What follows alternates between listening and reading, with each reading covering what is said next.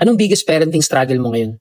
130 days na po tayo nagkasama-sama at marami na tayong na-cover ng mga parenting topics. Pero sa ngayon po, ikaw naman ang magtanong. Mag-share ka ng topic na hindi pa natin na-tackle na malaking impact at struggle sa'yo. Dahil sigurado po ako, maraming makaka-relate sa'yo. Pipili po kami ng 10 to 20 best topics para sa mga susunod nating serye. New day, new parenting topic na naman po tayo mga Miss at Daddies. Excited po ako sabihin sa inyo guys na nakaabot na po tayo ng 130 days. Marami na po tayo na pag-usapan ng mga challenges tulad ng iyak habit at mga walang katapusang why pace ng anak mo, depression na isama na rin po natin at iba't iba pang mga topics natin. Pero sa ngayon po mga Miss at Daddies, ako naman po ang magtatanong sa inyo. Ano naman ang biggest parenting struggle mo ngayon?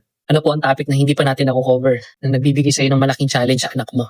Gusto po namin kayong tulungan. For example guys, struggle ba yan sa pagpapatulog ng mag-isa sa anak mo? O pag-handle ng tantrum sa public places ng anak mo tulad ng mall? O kaya naman yung pagiging picky eater ng anak mo?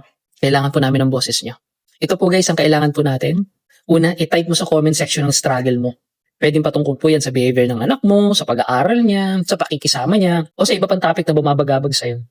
Second natin guys, maging specific po tayo. Huwag kang mahiyang mag-share ng personal na problema mo. Dahil sigurado po ako, maraming makaka-relate sa'yo. Huwag po kayong mag-alala guys. Babasahin at pag-aaralan ng team namin lahat ng suggestions mo. Mula po sa lahat ng matatanggap naming topics, pipili po kami ng 10 hanggang 20 best topics na magiging guide namin sa mga upcoming contents natin. Magkaisa po tayo sa pagiging matalinong magulang.